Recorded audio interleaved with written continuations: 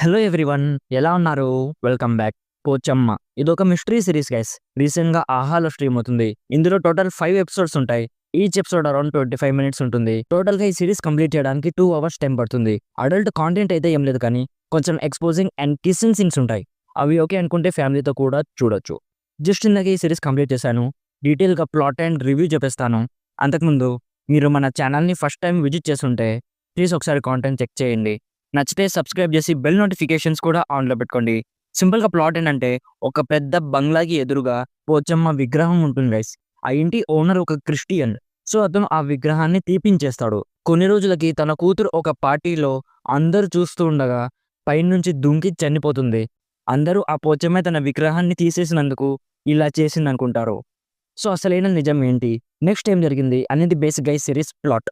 ఇప్పుడు నాకు ఎలా అనిపించిందంటే, నాకైతే జస్ట్ యావరేజ్ అనిపించింది మామ.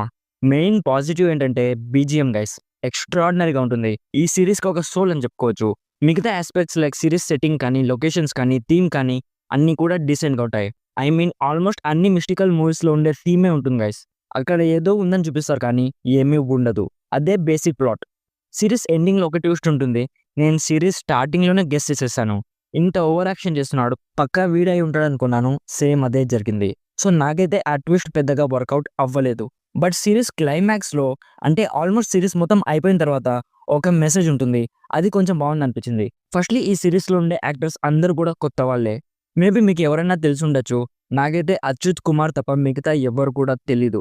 సో కొత్త ఫేసెస్ వల్ల మేబీ నేను సబ్కాన్షియస్గా సిరీస్లో డీప్లీ ఇన్వాల్వ్ అవ్వలేకపోయానేమో. సో ఓవరాల్గా నాకైతే జస్ట్ యావరేజ్ అనిపించింది గైస్.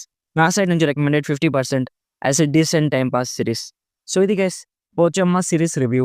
ఆల్రెడీ ఈ సిరీస్ మీరు చూస్తుంటే మీకు ఎలా అనిపించిందో కామెంట్స్లో మాతో షేర్ చేసుకోండి.